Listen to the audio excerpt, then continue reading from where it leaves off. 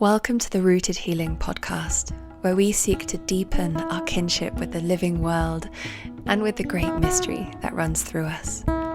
This is a space where stories heal with words that weave us closer to our wild and daring natures, bringing together the expansive minds, topics, and ideas that help us heal, reimagine, and co-create the world we wish to thrive in.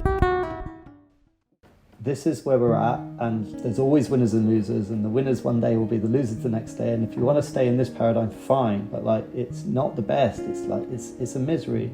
And I've experienced another way where it is much more about sharing out, and it sounds like romantic nonsense, but actually everyone's having a really good time, and we can do that. It is possible, but the only way that it's going to be even understood is if there's lived examples of this. It's like we actually have to have groups of people who've given up the rat race to come together and go, actually, we're better off. Bruce PARRY is an award-winning documentary filmmaker, Indigenous rights advocate, author, and is an explorer of the inner, local, and distant realms.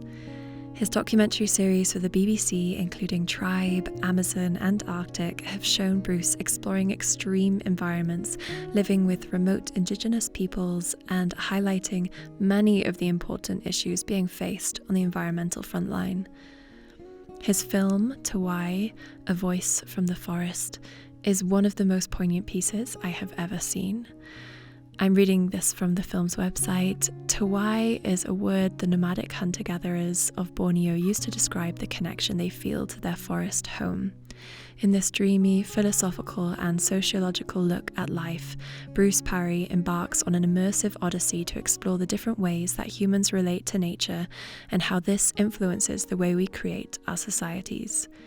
From the forests of the Amazon and Borneo to the River Ganges and Isle of Skye, Tawai is a quest for reconnection, providing a powerful voice from the heart of the forest itself. Bruce is currently immersed in a project in the UK where he is part of a small community whose aim it is to craft a manifesto for egalitarian living and explore new ways around hierarchy, ownership, healing, conflict resolution, and decision-making, mixing their combined experiences of Indigenous wisdom, crafts, and skills to find ways of living respectfully, regeneratively, and wildly with each other and the surrounding local environment. I am beyond excited to share this interview with you. I used to watch Bruce's documentaries when I was younger, and it has been profound to immerse myself in his work more recently, now that I have the life experience to really digest the messages Bruce portrays.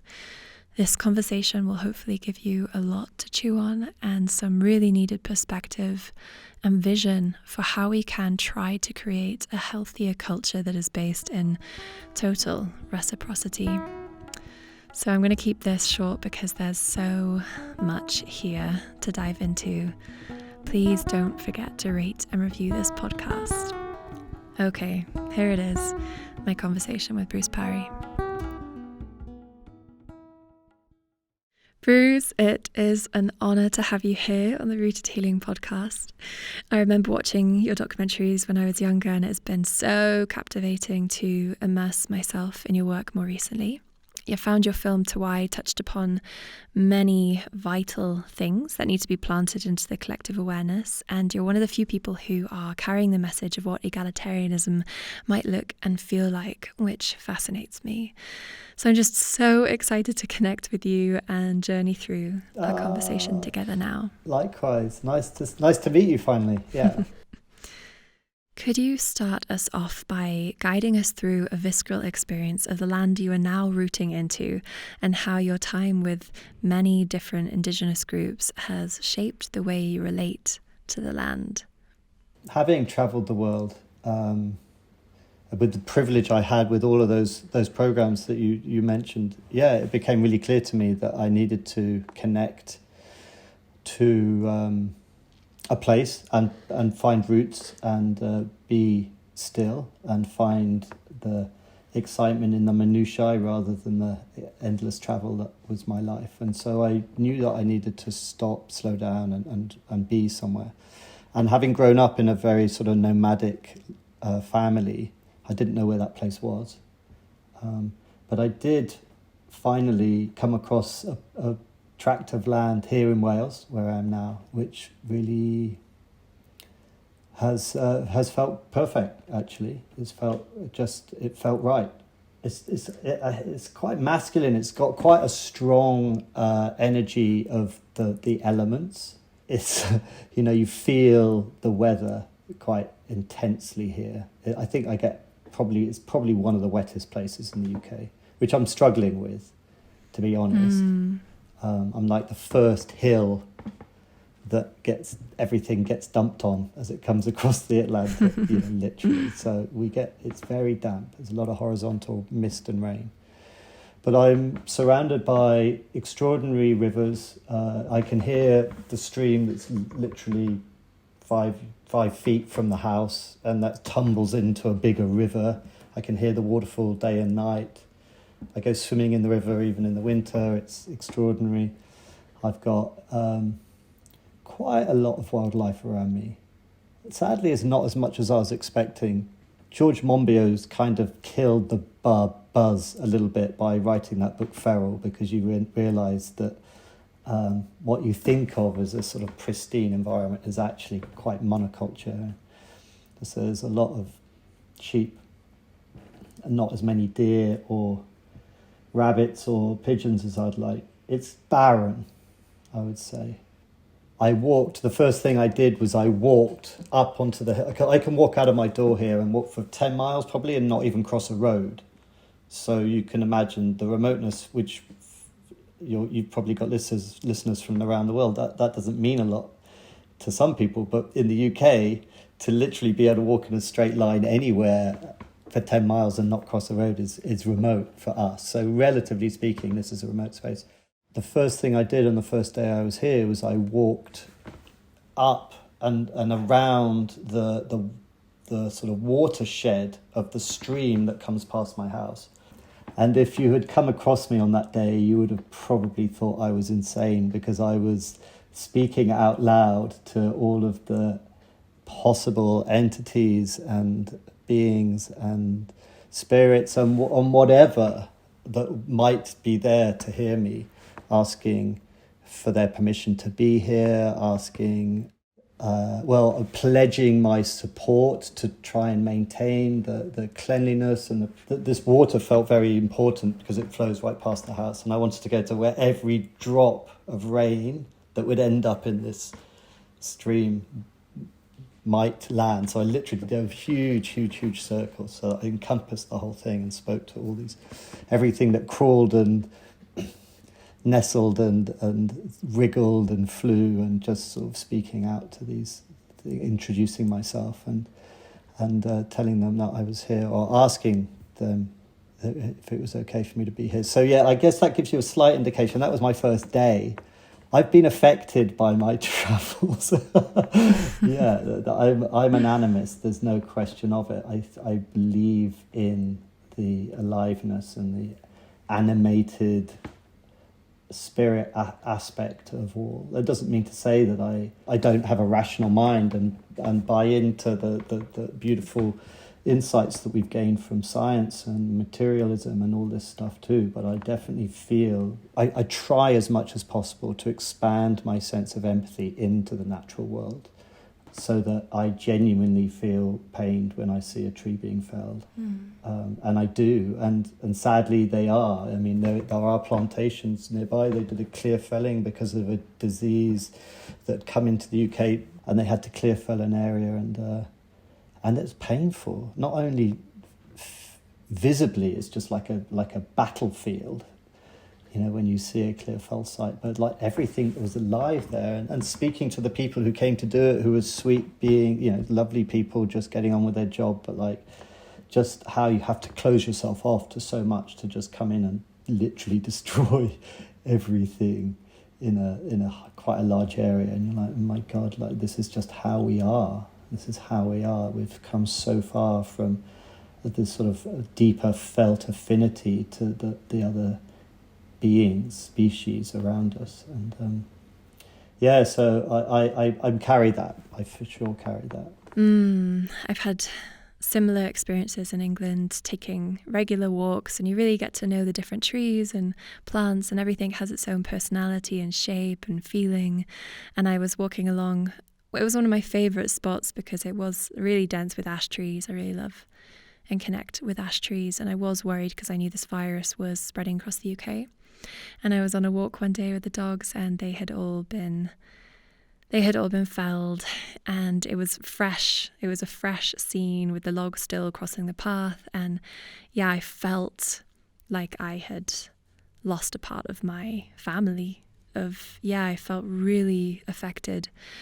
And I was looking into it. I mean, I don't want to go down too far down this route. And obviously there's viruses, new ones affecting all kinds of trees in the UK. I think Western hemlock, Douglas fir, tan oak, and several pine species. But they felled all of the ash trees across the Somerset Plains, and all the wood was used at a local nuclear plant, which, yeah, I don't have enough information, but I did hear some dodgy synchronicities there, and I won't go into it, but...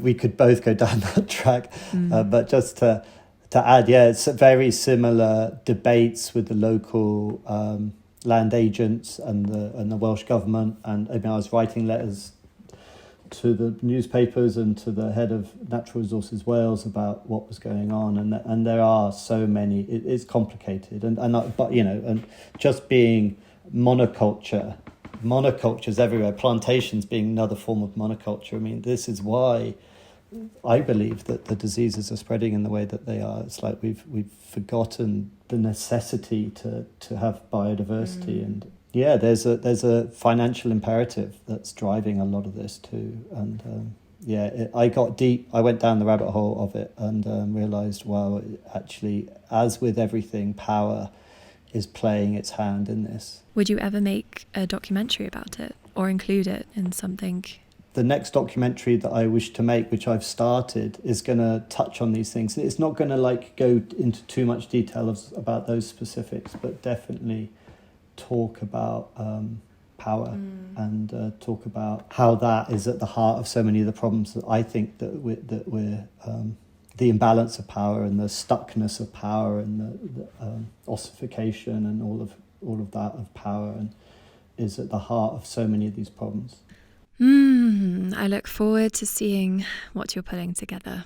You do have such an extensive body of work, and what has stood out for me is your sharing around egalitarianism and your fondness of your time with the Panan in Borneo, who you revisited for the making of Tawai.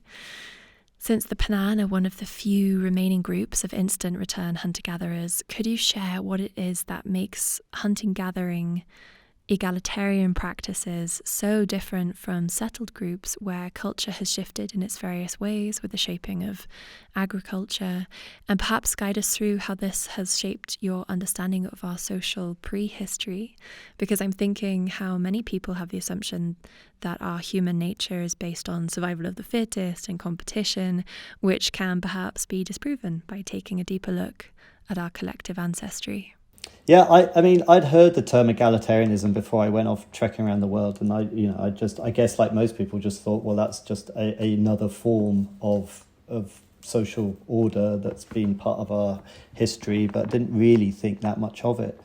And sure enough, in making all my, especially the series Tribe, which was like 15 episodes, so I went to 15 different places all over the world, from the high Arctic to the deserts, the mountains, the seas, and everywhere. Places that it's really hard to get to for all sorts of reasons. And so that was an immense privilege to go and meet all these people, and of course learned so much from them all. Most Indigenous peoples around the world today have so much to teach us about connection to nature and healing practices and spiritual traditions, and the importance of community to raise a child and all of this sort of stuff. There's so much that we can learn. But at the end of the day as well, I also noticed, having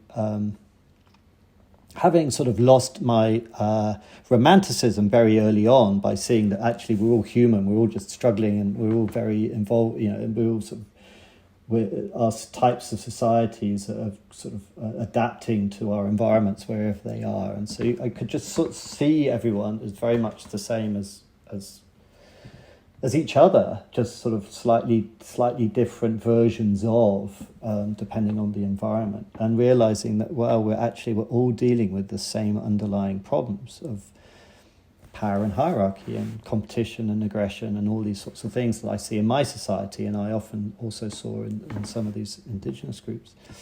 But then I met the Panan, and they were the last group that I visited, and I suddenly became aware that there was something incredibly different going on. It was like a different operating system and the same hardware that we all carry, but they had a totally different thing going on, and it really struck me. And also I think it was the privilege of having been everywhere else before that it became so apparent to me. I think that if I'd just gone there first, it would have just seemed like a lovely group of people, but I wouldn't have truly noticed this other, more subtle yet so important aspect.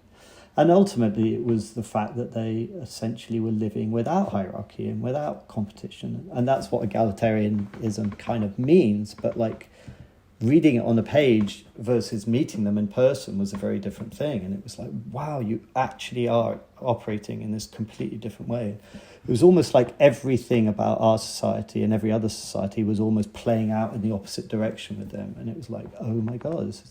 And then I learned a little bit more about them. And initially I was quite afraid to even talk about it because I thought I sounded like a romantic fool. And not being a trained academic anthropologist, I was like a little bit intimidated and scared of expressing myself. I thought, well, maybe this is just me. And then I started meeting a wonderful anthropologists like Jerome Lewis and Ingrid Lewis and Chris Knight and Camilla Power, who were creating bodies of work all about these instant return nomadic hunter-gatherers, as you call them, and realizing that, well, no, I was right in my feelings, and that this is actually a completely different paradigm in a way.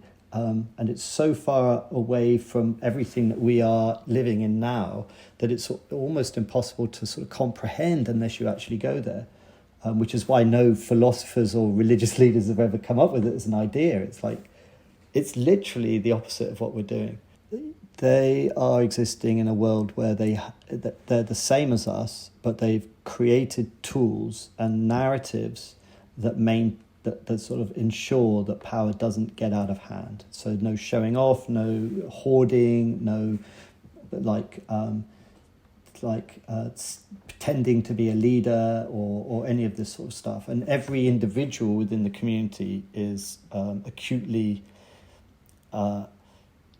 aware of this, of their need to speak to power at all times, and encouraged to speak to power at all times. And everyone is kind of like a sovereign individual no one's coercing anyone else, no one's telling anyone else what to do, but everyone's kind of loving the gig so much that they all do what they can to bring anyone down who gets above their station, and then also to bring anyone up who's sort of depressed or down. And so everyone's trying to constantly work on this equilibrium in how they share things. They have a different sense of ownership, and they have a different sense of power and equality. And that's what was interesting to me, is like, we're always talking about equality in our society, but like we get equality and sameness confused. Whereas actually for them, it was like, no, we're all totally different. And the men and the women are different, but no one's valued more than anyone else. And so they celebrate difference, but you're not allowed, you don't get more from that. And everyone has an equal say in the running of society, and anyone can say what they like, but like you don't have to listen to anyone. And it's like this complete anarchical free space, and yet the most peaceful people on the planet. It's like a really sort of counterintuitive space to be existing in. And not only that, but like one that exists for huge groups of people, not just tiny little communities, but like spreads out in the Congo today, like hundreds of thousands of people. So this is a way of being that is proven and is still alive. And then there's many anthropologists and archaeologists who believe that this is actually how we all were for the vast majority of our time on the planet. And so there's a whole bunch of reasons why that might have come about. which is fascinating to me. I went with Jerome and Ingrid to the Benjeli, which are a pygmy group who live in the Congo. And it was going to be part of the film I made, but I ended up taking it out at the end because it's so deep and intense and I was struggling to hold it. All about how basically the women came together and said no to the alpha male, which if we came from other primates was quite possibly how it was for us. And maybe they made that decision that they said no to the alpha male because they needed a hand in rearing these kids as we stood upright, hips screwed narrow. We gave birth early. There's a whole bunch of reasons why that might have come about, but like there's a reenactment I lived with this group in the Congo where they reenact that moment where they invited the other men to come and live with them as equals in society, provided that the men leave at the door. Not that they have doors, but you get the point. Or their aggressive, competitive ways. And that was the beginning of us living in this harmonious way. And a lot of it's to do with the solidarity of the women holding the men to account for that deal that they've been struck. And these two energies of the masculine and the feminine embodied in their society through the men and the women, which is, of course, different to us now. But like that's how it was playing out there. And it was the play between these two energies that was the main function for holding the communities in balance. And it was really interesting to observe in that particular society what women living in an egalitarian society were like, because they didn't have to act like the men in order to be powerful. They were powerful in their own right, using their own quality of energy, their own quality of power, played out in their own way. And that was so fascinating for me and vital for me. Of all the things I've seen and all of my journeys, it felt like this is the key element that I don't hear others talking about in the same way, and I really wanted to bring back. So there was that whole package of what, wow, this is how it is, and this is how it came about, and these are the tools, and there were a number of tools that they used to maintain it, and then the last bit of your question, how might it have shifted and what was different, was like, well, there's loads of debate about that. And there's actually a few really interesting books that have just come out recently. David Graeber's new book. And there's a book from Bret Weinstein and his wife, Heather. And then there's another book that came out called Civilized to Death. So all of these books sort of looking at evolutionary biology and what shifted and how it came about. And they all say slightly different things. And actually, I say slightly different things as well. I'm hoping that Jerome and Ingrid will put out a book because I think they're the ones who are most on it. But like mostly probably as we shifted out of the tropics and got into areas where we needed to hoard in order to get through droughts or winters, that accumulation may have allowed for power to coalesce, and maybe through difficulties leaving a tropical belt where everyone had equal access to resources, this type of society was probably more possible. And it became more difficult as we went into the temperate zones. And it's quite possible that we made those decisions as we turned to agriculture, where there's more need for delineating lines and people put work into the ground. So you have senses of ownership, and all this sort of stuff is part of our human journey. And all the blessings that we've had as a result. I mean, of course, we're talking now through the blessings of the technologies that have been designed because of accumulation of food, that we can sit back and have specialized in skills and all these things which are amazing. But in the journey, we've forgotten the biggest insight of all, which was that our ancestors knew that if power gets too centralized, coalesces in one place, that it just gets corrupted. And that's the bit of the story that we've forgotten. And, all the slavery and the warfare and all the rest of it has come about as a result of that message. And in particular, the women of society having a very strong voice in the running of society is another huge element that has shifted in this sort of patriarchal, competitive, aggressive realm that we're in now. And that needs to change. Thank you for journeying us through that. You've covered 3 of the questions I had. It was a bit of a long one. I got caught on a roll there. I didn't quite know. No, it's perfect. Okay. Yes, because I love that scene with the Benjeli woman embodying their masana, right, which is that form of play, song and dance as a practice to keep balance. It's a really powerful scene on the Tawai website, which is truly a fantastic place to visit for learning about so many topics that I think are just fascinating. Oh, that's sweet. Thank you.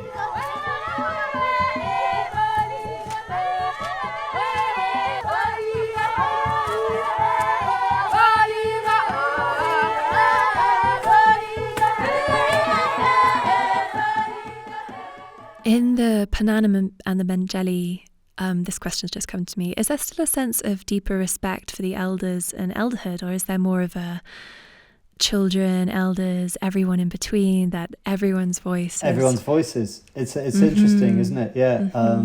No, that I think that obviously people will listen to everyone, and obviously very often the elder voice has more experience and therefore carries more gravitas. But only if people agree, only if it does make sense. It's not, there's no delineation into any form of power whereby this group has more than the other, or this individual has more than the other. And so I was with Jerome and Ingrid with the Benjeli one time, and he was telling me about that. And he said, look, where we're going now, there's going to be some of the Benjeli who've spent a lot of time with the outside Bantu groups, and so they're sort of rubbing off some of the sort of the influence from the Bantu outsiders is rubbing off on the Benjeli, and the Bantu are saying, why do you let your women talk to you like that? Da, da, da. So there's this sort of like thing going on. And he goes, there's one guy there, you'll meet him when you get there. He's like likes to tell everyone that he's the leader, but he's not. Because it's just something he's learned from the outside. Anyway, so I arrived there, and sure enough, this guy comes up, he goes, I'm the leader here. And then this little kid walks past and goes, no, you're not, you're a dick. And I'm like, there you have it. It's like, it's literally, everyone speaks to power at all times. You know, it's like there's no, the elder class, everyone's respected, but they're not given any special treatment, no, which I think is great. Your time with the Panan, as presented in Tawai, captures a profound and yet for me a heart-breaking shift in their culture, where I really felt like I was watching the tipping point of our entire Homo sapien shift towards quote-unquote civilization in action. An NGO had built them permanent dwellings, and due to the ongoing destruction and threat to their territory, they were beginning to teach themselves how to farm, cutting back areas of the forest and preparing for harsher times ahead. And there is this other moment when you're with them that really gives me a lot to chew on, which is when one of the Panan elders, Moyong, shares that the community have stopped practicing their old rituals and beliefs, which he now refers to as superstitions, because they now believe in one God, and gesturing above, that they will be okay as long as they trust in him. And of course, these are teachings from missionaries who surely have good intentions, and they're perhaps the ones who built the dwellings, I don't know. But you posed a question that begs us to think about what this shift in faith means to the forest and to this group's way of life. We have, of course, a brutal history of colonization and the wiping out of earth-based cultures, religions, and traditions. And the most dominant religions are ones of hierarchical gods with philosophy that remains very human-focused, with a sense of dominance and taming over the natural world. Obviously, I'm not including Buddhism. And over the feminine principles too. Would you dare to venture into this, and what your thoughts are on spirituality and faith when it comes to living sustainably and in reciprocity? Yeah, wow. Did you notice at the end of that little chat as well that the platform crashes? Can I remember that? In the film. Oh yes, something happened right as he said that. I thought, oh my goodness, that is good. Yeah. I know, it's like that. They're saying like we don't believe in omens anymore, and then literally the house they're in collapses, and it's like. Yeah, because that scene was very powerful for me. I'm sure these missionaries have the best intentions, but it really is like bearing witness to colonialism and manipulation in motion. Yeah, I've seen that all over the world. I remember I was in New Guinea and went to high in the mountains in New Guinea, and went to a church service, and men on one side, everyone naked, men on one side, women on the other, and passing around the bag, which was people putting vegetables in as their sort of like collection tray. And I don't know who it was going to, because everyone was pretty much looking, you know, there wasn't anyone in need in that society. But I remember at the end, because there was this old guy, and he was kind of not really joining in with the songs and stuff. And I remember asking him at the end, it's like, you know, what does this service mean for you? You know, what does Christianity mean for you? Because it's happened in recent years. And he said, look at that village over there in the distance. It's like, I'm high in the mountains, and you could just about make out in a far hillside another settlement. And he goes, when I was a kid, I was scared, and they were my enemies, and now I have friends in that village, you know. And so all of these subjects are so complex, and there's clearly goodwill in a lot of what the missionaries are doing, and then what was interesting in that moment, though, because I was obviously humbled in that expression of his, but then 2 minutes later he said, "So what are you, Protestant or Catholic?" Welcome to the bigger fight, you know. It's like, but that moment with the Panan was really complex for me as well, because it's really hard asking questions about these things. It was very sensitive to them, and you'll notice as well, it's the women who asked him to stop talking. He's like, "Can you stop now?" And he did. And he didn't say any more. And so I never actually fully got to the bottom of what he was saying. And for listeners who've not seen the film, this is this wonderful guy, Moyong, in with the Panan. And they'd been Christianized for a few generations now. But obviously for the remote peoples who these were, who were deeper in the forest, nomadic, that type of missionary influence was less. And it was much later.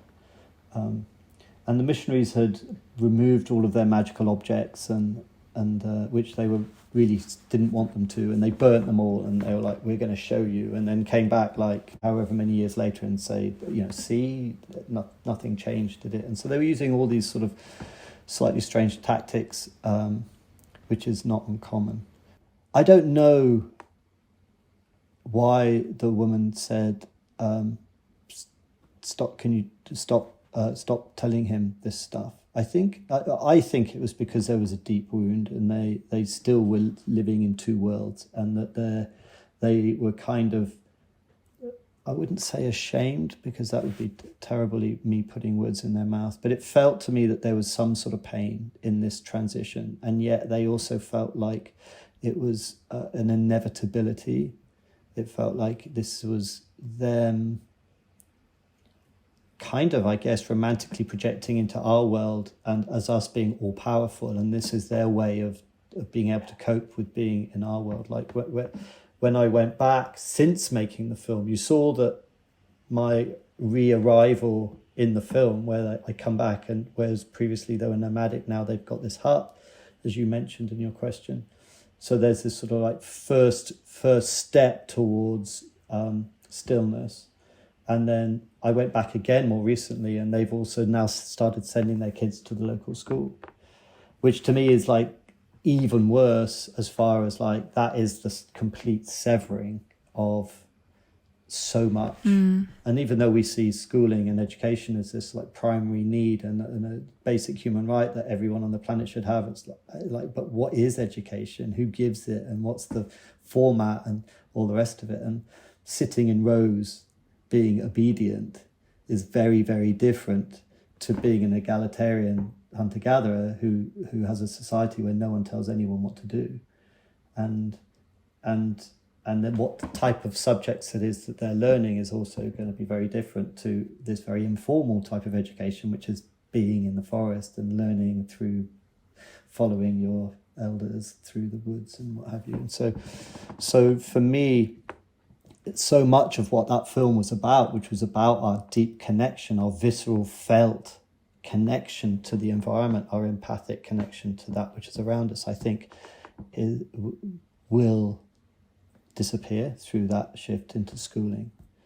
And And I think that, I mean, these are subtle things that will change in many different ways. I mean, I think that the being still, you saw the guy suddenly getting out they've got these longhouses, and then the guy gets out the ant spray, because of course, that's another thing. When you're flowing with nature, you're not at odds with it. You can flow with it. You're there for a period of time and then on you go. Whereas when you've put your staff in the ground and this is my property now, and this is where I'm going to make it clean and habitable for me, then you go through this process of pushing nature away so that you can have this sanitized home. And there you saw this once nomadic hunter-gatherer spraying the ants, because of course they've moved in, so all of these things are just incremental shifts. The other big thing in the film, which I think was probably the main point of the film, although very subtle, was that being a nomadic hunter-gatherer, you are exercising the mind in a very different way. In order to go hunting, you've got to be present. You've got to be in your body, in your senses, to catch the monkey. If you're drifting off to other times and places, you'll step on a twig, you just won't be present. The monkey, you can guarantee, is fully in his senses.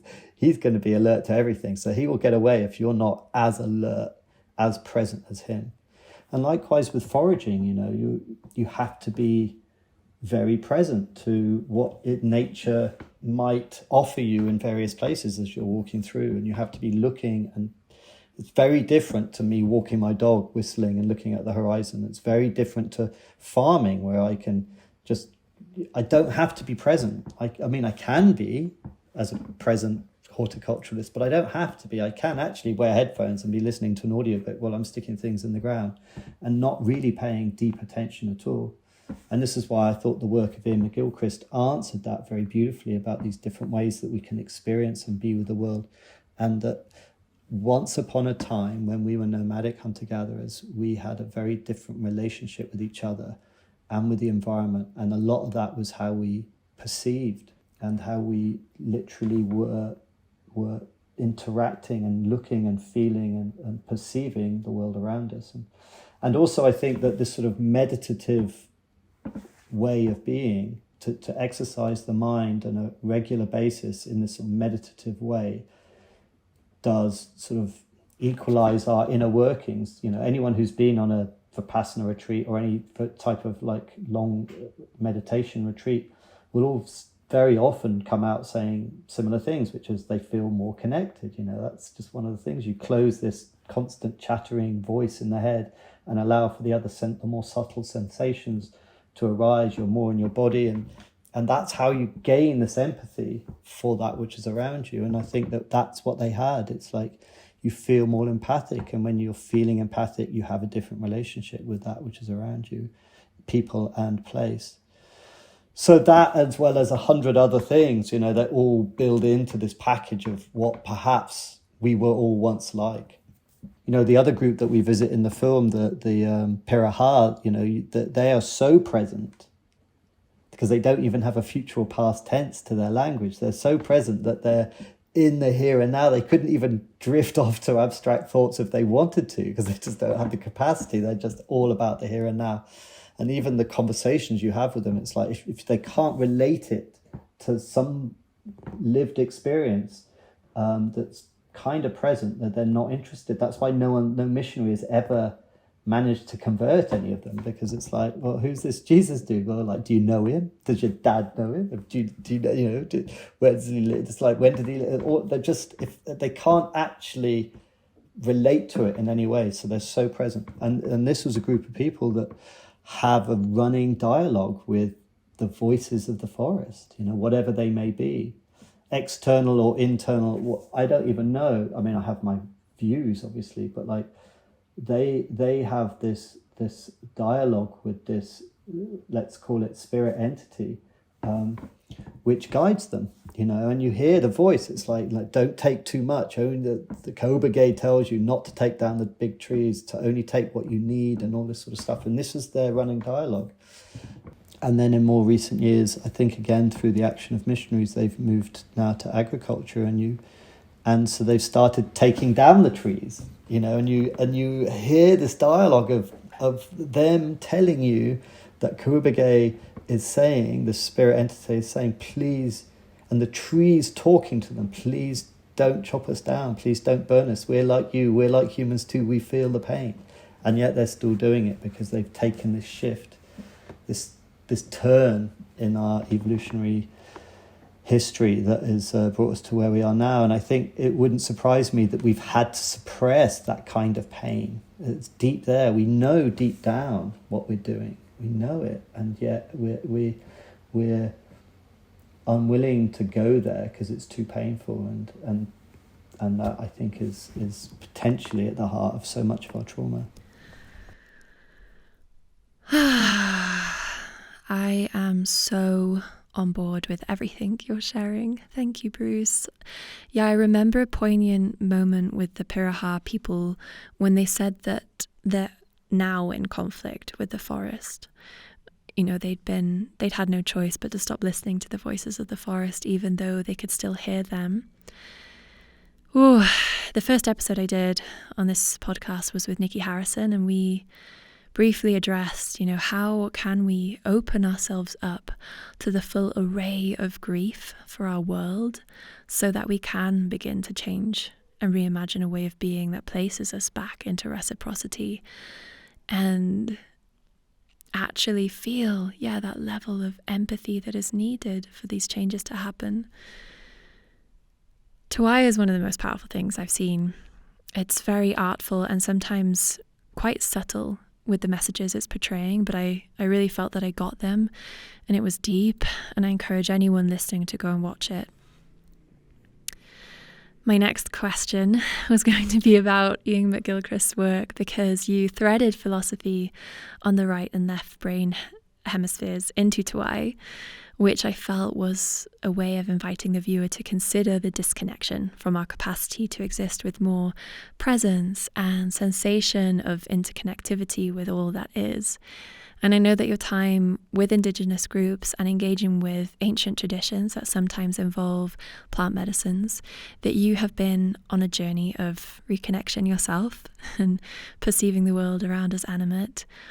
And this is essentially what I'm trying to do with Rooted Healing, is to explore creative ways to reconnect us back with our original deep kinship with the living world and with the mystical world, as my personal healing journey has been along a path of ancestral and Indigenous remembrance, reciprocity, relationship with nature and spirit. So could you share about your personal transformation, for lack of a better word, and how a deeper connection with the more than human world might just be the key to waking people up to change this paradigm of perpetual growth and destruction?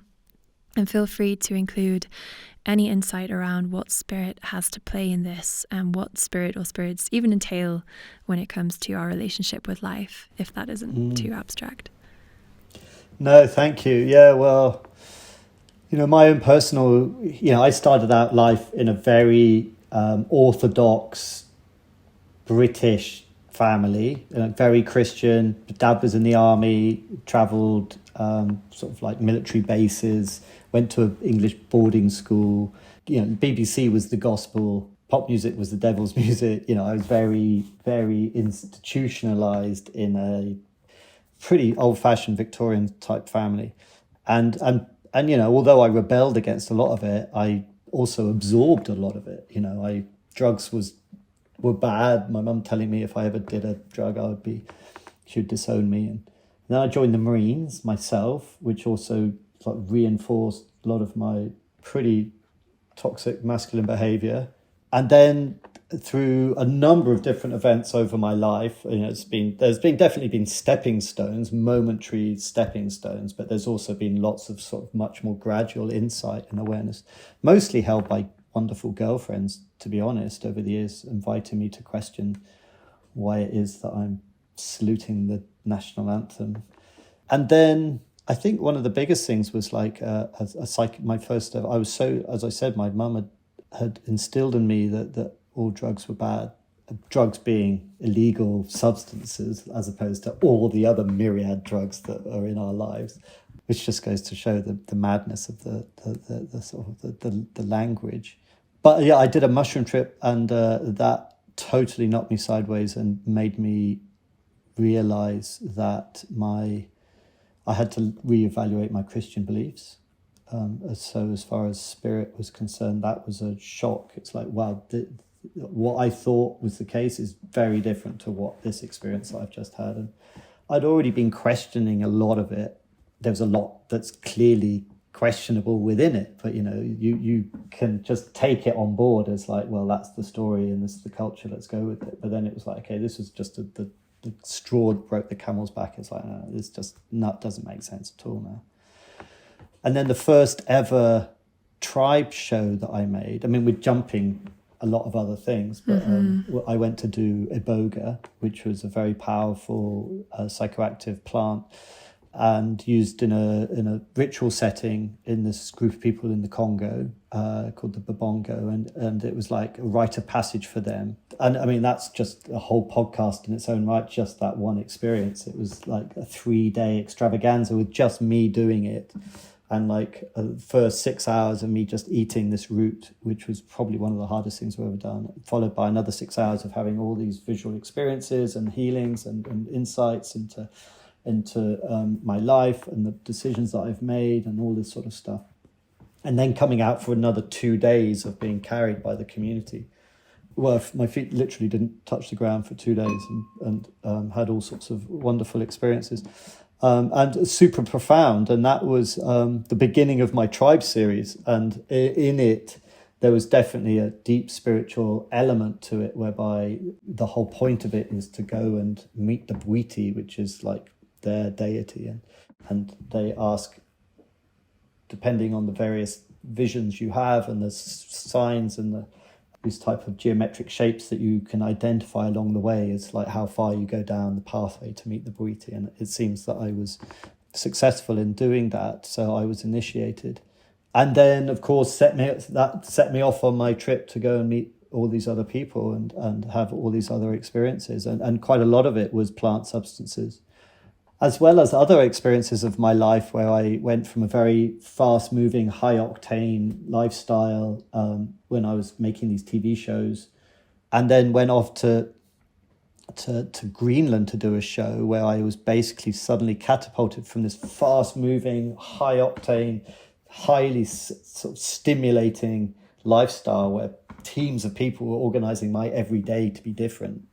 And then suddenly in a white ice field with no trees or foliage or mountains or anything, like literally being in detention with nothing to stimulate the mind at all for like months, and going completely insane, and my brain and the voice in my head telling me all the time that this is terrible and basically not being in control of my own voice and going kind of mad. And then since then discovering meditation and realizing, oh my God, there's ways that you can actually get a grip on this and not let it be the thing that's running the show. And so that was another huge, so that's sort of diving into Eastern mysticism and philosophies and those sorts of things, and a lot of the healing modalities, and then meeting the Coggy people and being invited to give up sex, drugs, alcohol, you name it, which I ended up doing for 3 years, which was another huge journey into my own inner workings and sort of my sexual energies and where they were coming from and how I was relating to people, and what my driving forces were, and sort of becoming aware of this as a result of removing elements of my life so that I was able to experience them, and being on this supremely high level journey whereby I was trying to purify, I mean, it's a bit of a crass term perhaps, but like trying to clear up and harmonize every thought and word and deed, so that even my thoughts I was trying to have in a way that was harmonious and beneficial and selfless. And so that was a huge other journey for me. And then coming here and trying to put into practice an egalitarian society, which is still very much in its embryonic stage, but like trying to work out what that is all about and the spiritual element of that. So yeah, I mean, I guess my whole life's been a bit of a trip in that sense, and I've had a number of extraordinary privileged experiences that have woken me to so much. And nearly every turn, sadly, made me realize that my existing lifestyle and culture is problematic to the core, you know. But as you said, I think in the chat that we had before we went on air, you know, that this is a deep realization that we have, but we didn't create this space we're in now. We might be the ones waking up to it, but it's easy to feel guilty, but we shouldn't beat ourselves up. You know, that's not the attitude. We've got to be aware of where we're at, but not be so overpowered by the sense of guilt and shame or whatever it is, the energy that we become completely unable to do anything. You know, we've got to be soft on ourselves, and yet at the same time be strong in order to maintain this direction that feels right, but not to be so harsh that we lose the joy of existence. And that's its own struggle, which I include in this little waffle. So yeah, I mean, spirit's a big part of it. It is, and empathy is a big part of that for me. And as we touched on earlier, you know, there's nearly every mainstream religion has a mystery school, and each one of those mystery schools has its own methodology for us to reconnect with something, you know.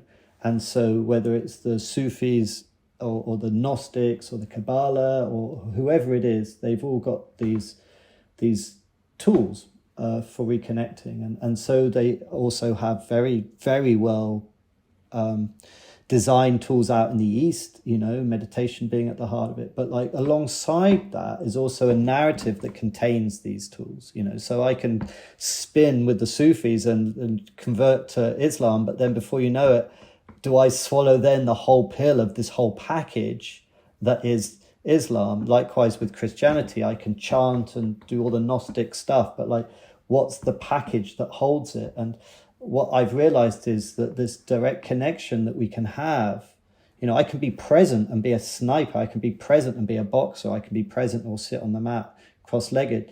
It's it's one thing is to have the feeling, the other thing is how do we interpret it, you know, because we're very adept at, our minds are adept at having these experiences of non-dual sort of unity consciousness, and it feels amazing. But then how do we bring that into the world, and what are we receiving there? How much of that is my own inner workings, and how much of it is actually a true experience of something?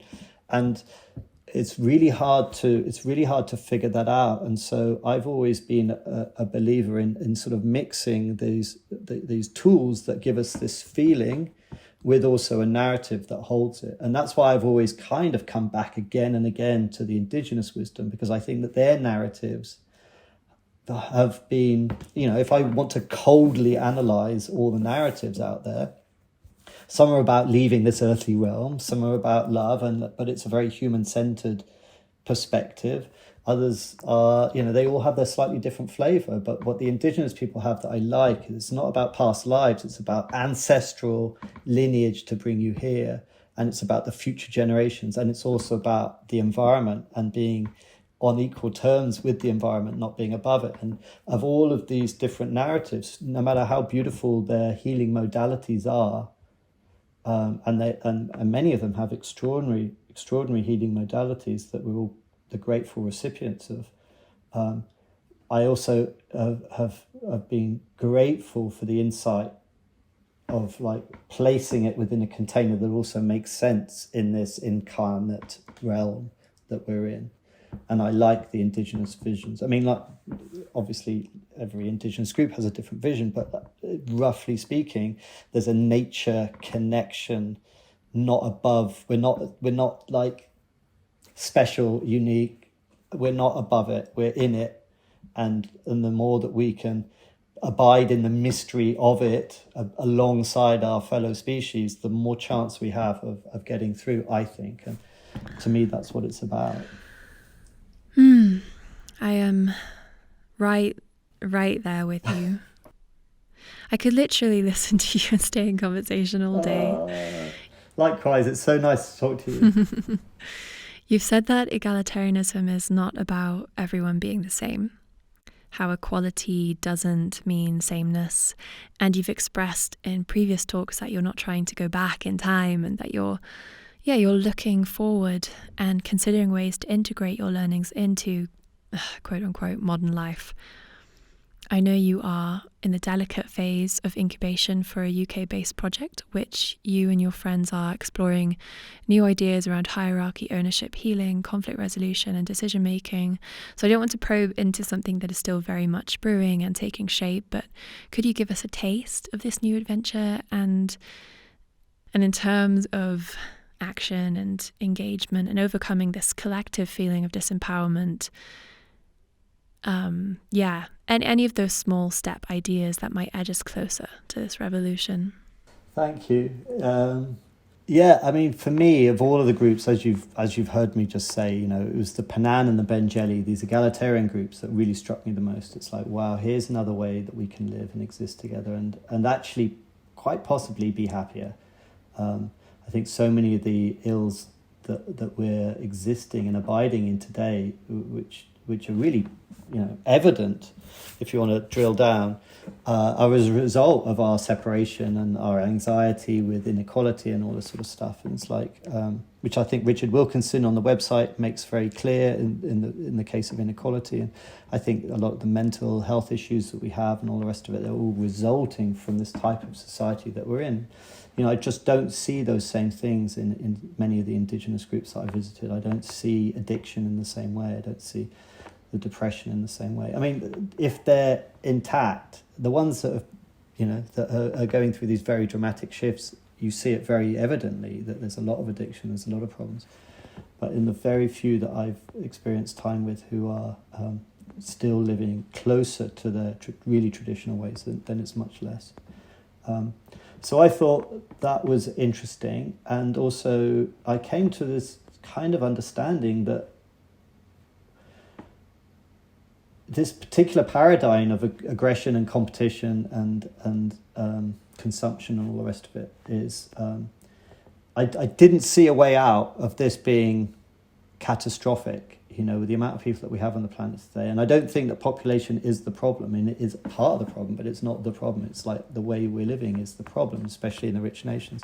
And of course, for everything that we're doing here, there's 5 billion people who want to have the same lifestyle as me, and all I want to have is a better lifestyle, and there just clearly isn't enough resources for that. And when we're all in this space of inequality, we're all judging ourselves next to each other and all wanting to have just that slightly better life. And again, you don't see that with an egalitarian society. They've all got the same, and actually the other things of life become more important. It's the friendships, the family, it's the song and the dance and the simpler things. And we don't all need to go, well, he's got a Lamborghini, so I need to have it. It's like, it's just not going on because everyone's pretty much the same.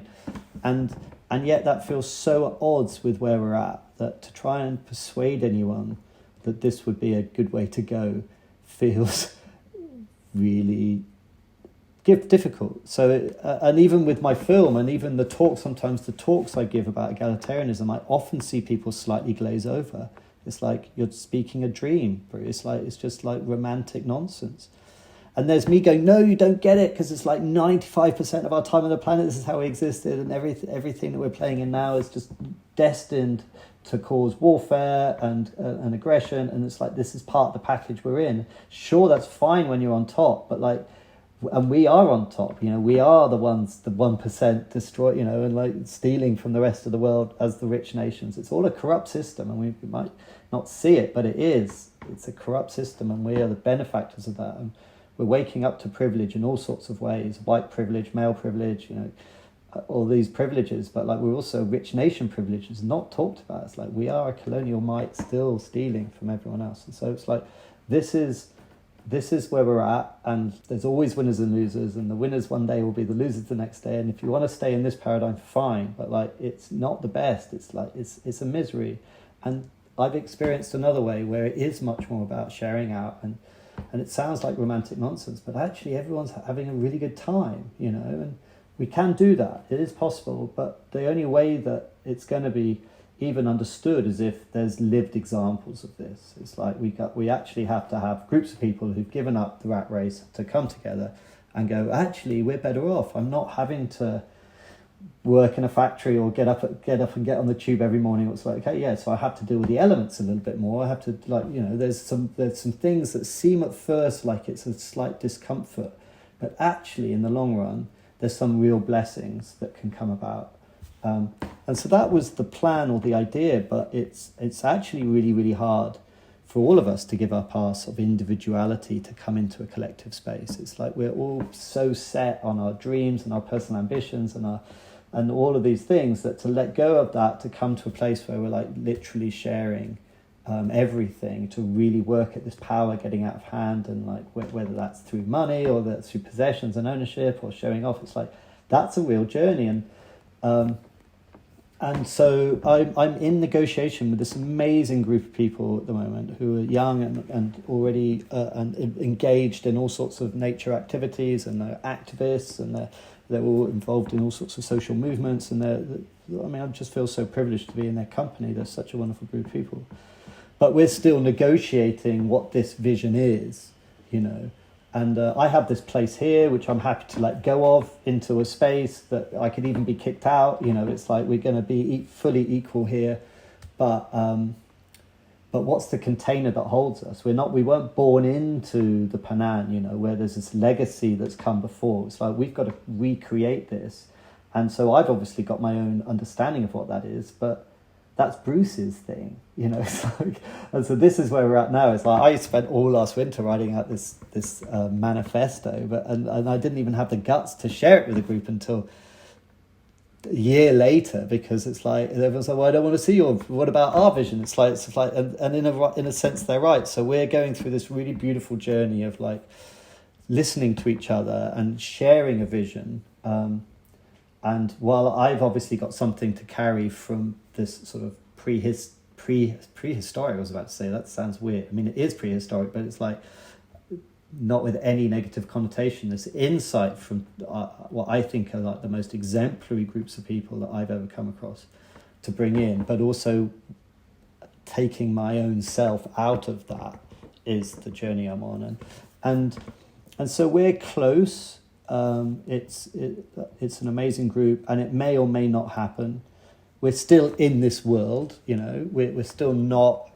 We still need money to do the barns up, and we can't just go out and take the trees in order to build log cabins. We still have to go through planning issues, and so you know we've got 1,000 potential problems that we don't know how we're going to resolve, and everyone's still entwined with their own lives, understandably, and I'm not trying to sever that, but I'm trying to be a part of a group that invites a movement towards being much more local, much more in tune with our environment, in tune with our consumptive needs, and also not feeding into a wider society that is especially at the national level, causing international problems. You know, how do we do that without also alienating ourselves from the people that we love and respect and don't want to be seen as different, and would love for them to come and join us, but like we don't want to join in that madness anymore. So how's that gonna unfold, you know? And especially me being English, coming and try and do that in Wales, it's like that's also problematic. It's like, who's this colonial dude coming in telling us to change our ways? It's like, I'm not telling anyone to do anything. I'm just inviting us all through the prism of this thing that I've seen, and it's layered with complications, and so that's kind of why it's slow, and it may be that it's not possible. It's I don't know. I'm still with this wonderful group of people trying to work it out, and we're trying to work it out, and we all have subtly different takes on it. But I'm a believer in egalitarianism. I know that lots of like political thinkers today and throughout history have all said that's nonsense. But I've lived with people who really have managed to let go of competition and aggression from their societies in a really profound way. and seem to be okay. And I'm not trying to romanticize poverty, and I'm not also a technophobe. I think that we've created some amazing stuff, but we are also facing some bleak stuff. It's like the extinction that we're in, and the potential demise of pretty much everything is real in my view. I've seen firsthand the destruction. Making that series Amazon, making that series Arctic was all about globalization, was all about climate change. I've seen it. I came back to a nation in denial, and it's still in debate. But for me, it was super clear. But maybe I don't know. We'll see what comes. We'll see what comes. It's proving to be the hardest trip yet, let's say. These conversations around the need for community are all around me, and I feel a personal urgency to find a way to make it work. And of course, it's complex and dependent on what is accessible to everyone. And then there's the whole dance of choosing where home is when there is so much displacement. I have deep respect for what you are doing, and I don't overlook at all the complexity of what you are immersing yourself in. Oh, that's so sweet. Well, I think the last thing to say on that, and I know that we're winding up, but it's not to forget that it's also a privilege. Absolutely. It's a privilege to even have this notion, this possibility, to have the possible space in order to even consider it is, in our day and age, a privilege, and that shouldn't be forgotten either. And that doesn't mean to say that we can't act. It shouldn't stifle us, but as long as we're working for the benefit of all rather than just our own few on this privileged space, then I think that's an okay start. Yeah, and trying to rethink systemic models that do invite more equality, maybe looking at financial inequality first, for example, and how much decreasing the wealth gap has positively affected the well-being of all. I'm thinking of in Scandinavian countries, for example, without going towards centralized approaches to equality enforcement like communism. But yes, it's complex and paradoxical, and I'm just so grateful there are people out there daring to dip their toes in to the deep inquiry and practice of alternative ways to live and grow. So, Bruce, thank you so much. It is so wonderful connecting with you, and I can't wait to see what stories you will continue to share and create, and projects that will unfold. Thank you so much for being here. Likewise, it's so nice to talk to you.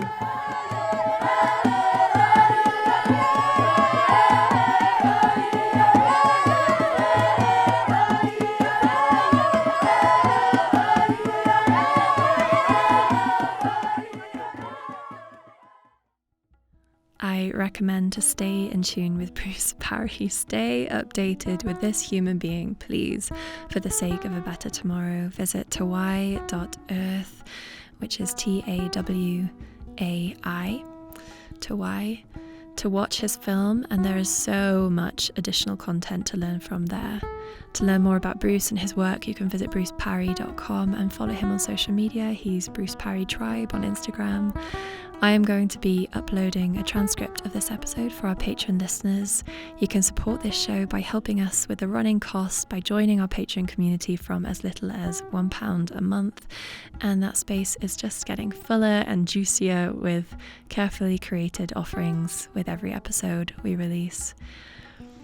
Visit rootedhealing.org to find out more about our work, and I'd also love to mention our Summer Solstice Rebirth gathering this June in Dorset, England. That's 2022, because if you've enjoyed this conversation, then this intimate gathering that celebrates the rebirthing and creative ignition the summer solstice brings us will definitely speak to your soul.